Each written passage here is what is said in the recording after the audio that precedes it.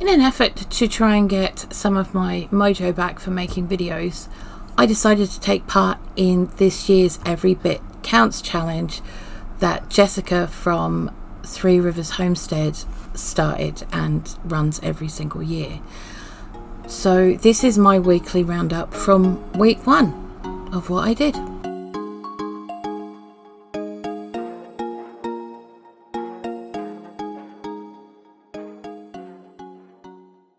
So my mate Casey over at Ormsby Farms did a video a couple of days ago reminding us about the Every Bit Counts challenge that is being run by Jessica over at Three Rivers Homestead yet again this year. And I thought, you know what, actually this sounds like something that is going to maybe make me motivated again. I've not been feeling very motivated recently. In fact, I've been feeling completely the opposite. So I thought, you know what, let's just see what we can come up with this month, and maybe I'll feel a little bit more like myself and that I want to do stuff. So I chose the easy path this time, and since we have run out of pickled eggs and Tanny bought a new box of eggs from work, I thought, well, why not? Let's do some pickled eggs, innit? Simple. So today I hard boiled 2 trays of eggs, which is about 5 to 6 dozen eggs, and some of them peel really easy, some of them don't, and the ones that don't peel easy I tend to put in a bowl at the side, and I keep them for making like egg mayo or egg salad, whatever you want to call it, you know, so we've got something for sandwiches and stuff, you know, so you know, it's a thing. And these eggs, as much as they're peeling nice, tend to crack a bit, so we get quite a nice little bit of egg mayo going. Now the jars I'm using, I just put like 6 eggs in each. I don't want to overcrowd them because they tend to attach to each other, making them hard to get out of the jar once you know, want to do it. So in a pot I'm going to put 2.5 litres of white vinegar with 1/2 litre of water and 2 cups of granulated sugar, and that's literally my pickle mix, and I'm going to get it to almost a boil and then just pour it straight over the eggs. Now I'm not going to water bath these, it's not necessary. The vinegar and the sugar are preservative enough, and all I'm going to do is just fill them up to the collar or the neck of the jar or over the top of the eggs as close as I can, and then get them tipped over, because that's what we do here in the UK. And I got 9 jars, which is less than I wanted, but I got 9 jars, and 9 jars is better than no jars, so I feel like I've actually accomplished something today.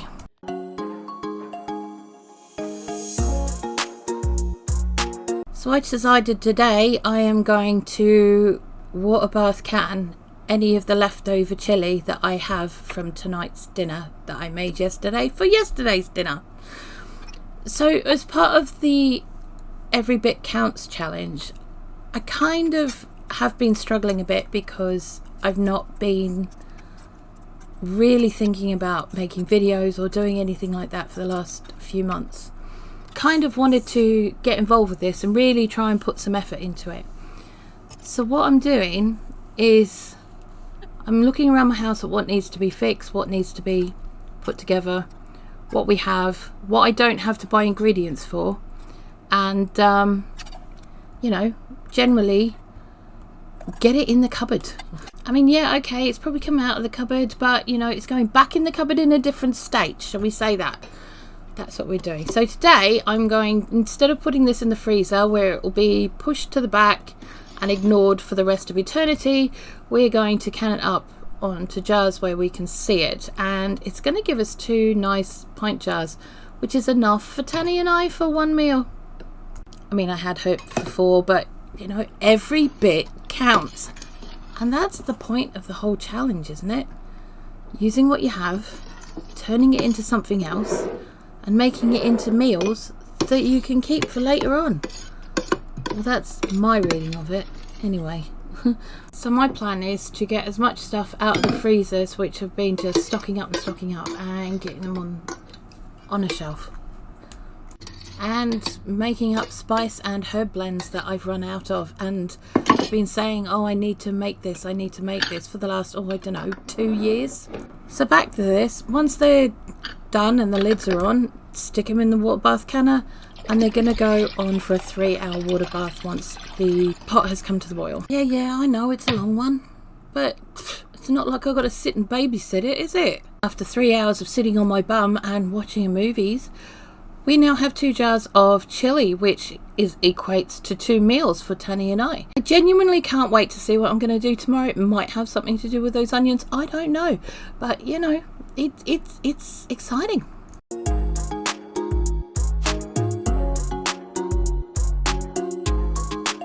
It's day 3 of the Every Bit Counts challenge, and today I decided that I would do something really simple because Tanny's home from work, and yeah, took me like 2 minutes. Now this is one of those wonderful spice blends that it doesn't matter if it's a teaspoon, a tablespoon, a cup. I'm using half a cup here. Everything is the same, okay? So as long as you use the same measuring tool, you're gonna get it right. So I use half a cup of cloves in this because you want to start with your whole spices first. So next is half a cup of coriander seeds, which apparently I need to get some more of.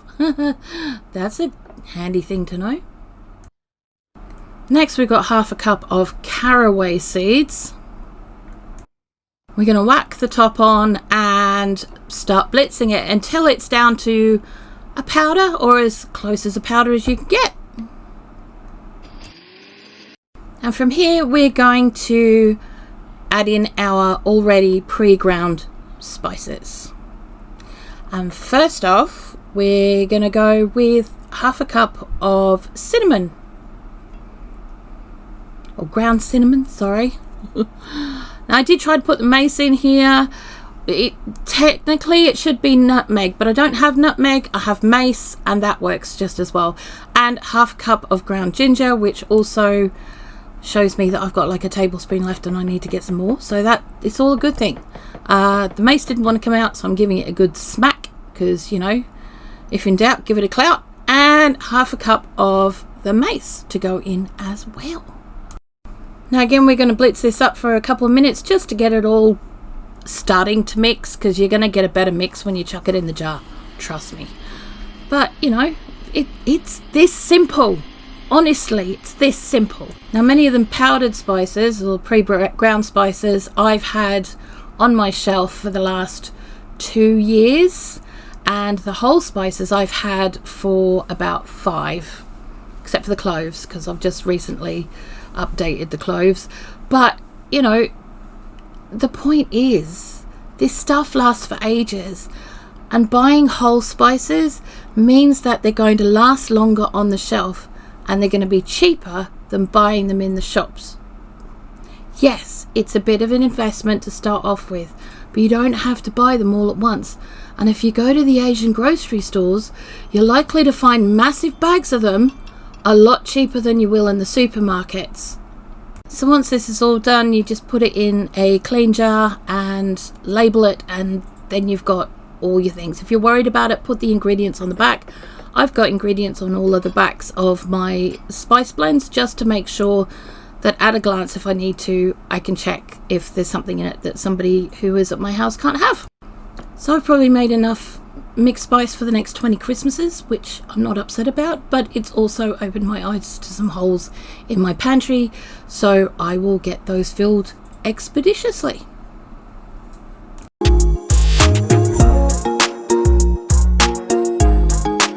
It's day 4 of the Every Bit Counts challenge, and today I get to make my bestest favourite, bread and butter courgettes. Now I'm using about 1 litre of white vinegar, half of which is there, and a cup of white sugar.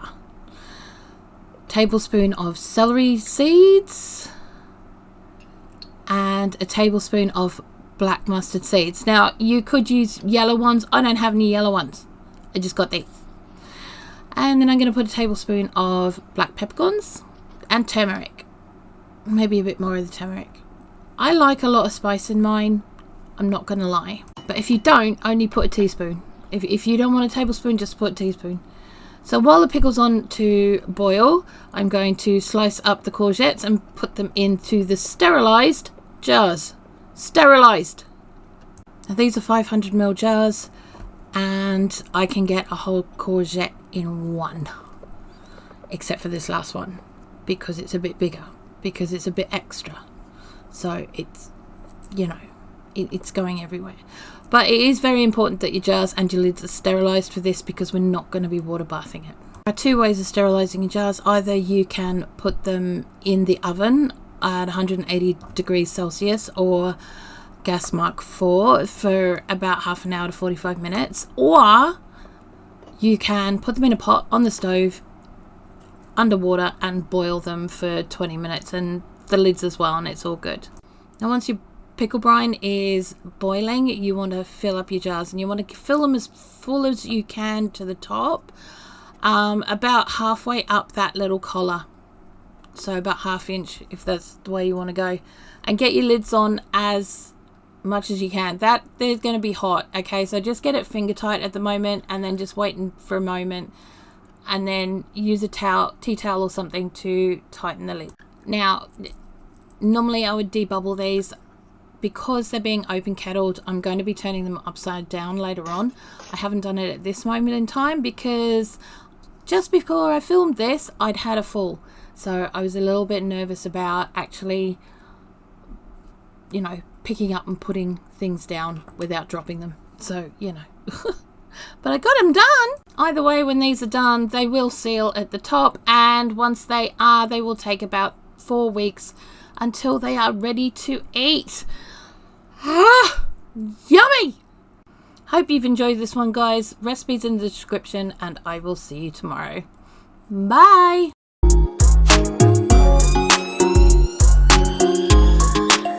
It's day 5 of the Every Bit Counts challenge, and today I'm going to water bath some caramelized onions. Now trust me, this is a lifesaver when it comes to homemade burgers, onion gravy, all of the things that we may or may not want to do when we get home from work. Having these on the shelf are going to make life so much easier. So now you want to get about 1.5 kilos of onions, slice them up, get them in the pot, and I'm going to use 250 grams of lard. Now you can use beef dripping or tallow or ghee, but don't use butter. If you want the buttery taste, use ghee but not butter, because butter will go rancid very quickly. The same with veggie oils, they tend to go a bit rancid quite quickly. If you put them in the animal fats though, they will help to preserve with the preservation process and with the cooking afterwards process. Now you want to make sure that these are turned over every 5 minutes or so and done on the lowest possible heat. You want them to melt. You want them to caramelize a little bit. We're not going to take them all away because you're wanting to cook them after this process. So we're only going to take them halfway through the process. So it means that your cooking time is cut in half and more. So once they start to look like burger van onions, just chuck them in the jars and try and get them to about the bottom of the collar of the glass jar, which is about 1 centimeter, ½ inch if you're doing imperial. But yeah, so just fill them up as much. I did it, so you get about ½ kilo in a 500ml jar. That's pretty good going, I reckon. Make sure to wipe your rims just in case, because we don't want anything to stop our seal, like a little stray bit of onion or whatever's, you know, it can all affect the final product. Get your lids on, make sure that they're finger tight, a little bit more. If they're feeling a bit loose there, just give them an extra bit of a twist. Now, because these are hot, they have to go in hot water. Pre-boil your water before you put them in. Bring them to the boil and then time them for 2 hours and they're done. It's like these ones. Now, occasionally I'll get a comment that says, you know, how does it possibly get hot enough? Well, that's been sitting on the table now for 15 minutes and it's still boiling. Hope you guys enjoy it. Have a great day.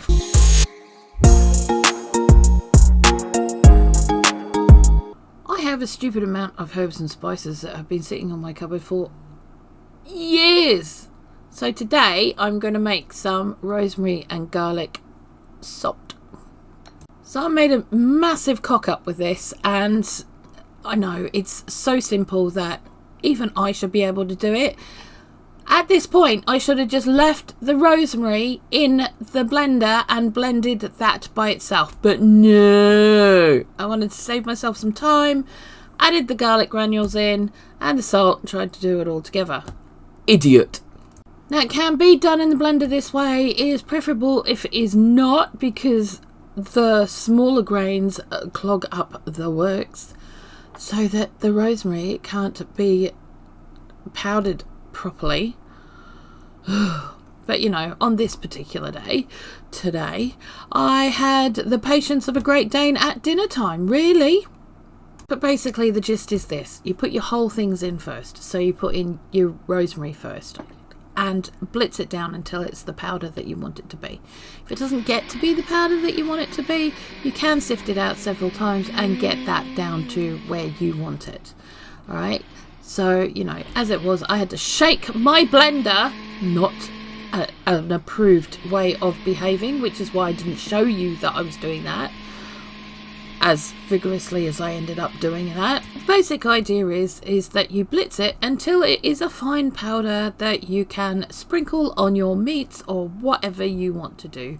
Veg, if you're like aubergine steaks, whatever the hell you want to do with it, right? For me, I can sneak this in as a savoury seasoning for things like stews and burgers and stuff like that, so that Tanya won't complain, because he can't see it, but he will be able to see this. So what I'll end up doing is I'll sticking it through the sieve, putting the rosemary through the blender, but I'm not doing that right now because I have a life and I'm not doing it this second. You can of course leave it this way and it would be perfect for things like casseroles and stuff, and it wouldn't be a problem at all. But you know, it's better if it's powder. So this is definitely a do as I say, not as I do video, but the premise is all the same and the whole thing's the same. Just have a bit more patience than I've got or had on this day, and do your rosemary first. Now if you don't have a blender, that's fine, do it in the mortar and pestle, and you will need to put a little bit of salt in there to help with the grinding, but it's a great blend to add to your shelf. So you know, go and give it a go. Bye.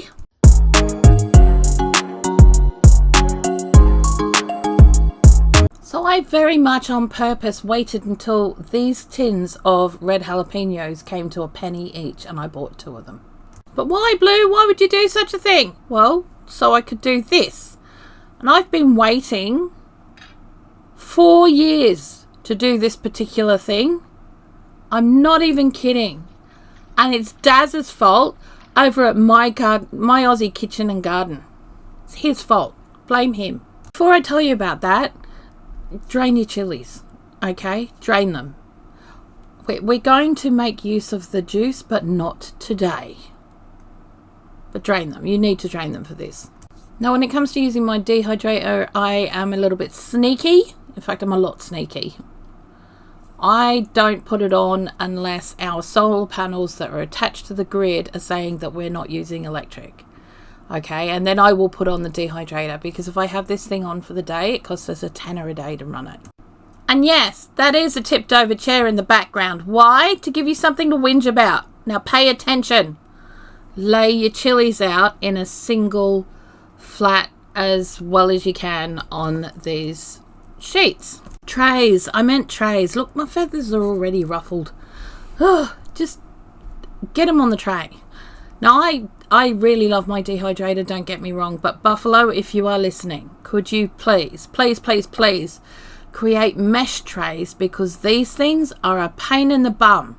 I have to get other things to put on them, other trays to put on them when I'm doing smaller stuff, because the holes are too big. Now I got a whole 8 trays out of this tin, which is huge. That's a lot. You know? That's a lot of chilies. 8 trays worth. And once they're done, we can stick them in the dehydrator. Yay! Then just get them in the dehydrator. It's that simple. Blue! There's eggs on the floor in the tub. What are they there for? Ew! Well, actually, they're there so that I can sun dry them. Well, I can wash them, sun dry them, pulverize them, and put them on the garden. So, get over it. So after 6 hours of drying at 50 degrees Celsius, these are now done. They've been left overnight in the dehydrator just to cool off and do their thing and toughen up and what have you. And we're ready to go. So we're going to get our blender out, or grinder if you're lucky enough to have one, or mortar and pestle if you don't. And trust me, they do this in other countries with a wooden mortar and pestle. And far more than I'm doing. So it is possible. So just to test this, to see how good it's going to go, I've put 2 trays in the blender for now. And let's just whiz them down into a powder. Once that's all done, this would be the time to get out your mask from lockdown if you've still got one, and empty the powder into the jar, because I'll tell you what, it will catch you right up your snoz. And because I'm the kind of person who's got the patience of someone with ADHD who has been putting off going to the bathroom for the last hour just to finish a job, I decided that this time I'd put all the rest of it into the blender, ready to go. And yeah, and then while it's going, probably just run to the bathroom like I kind of need to do.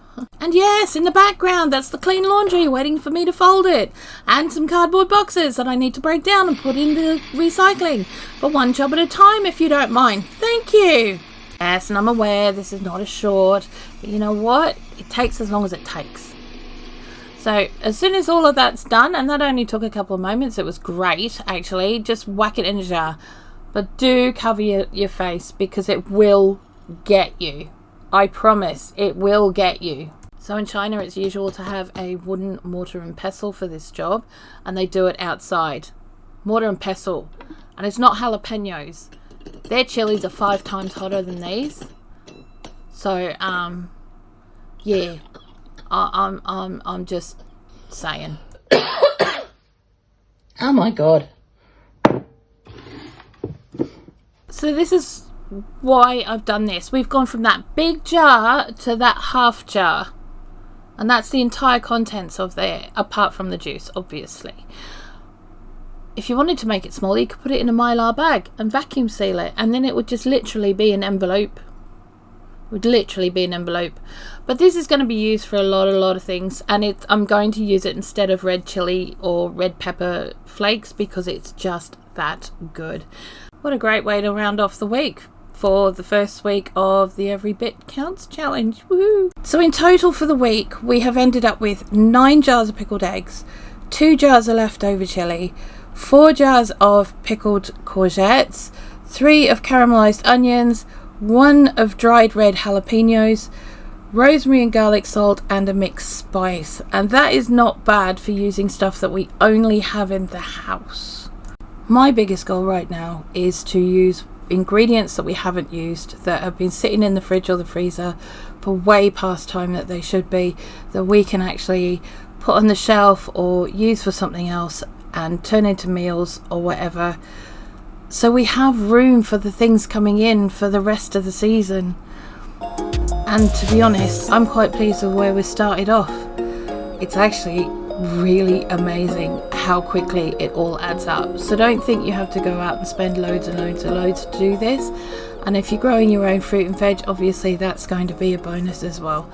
So just remember that every bit counts.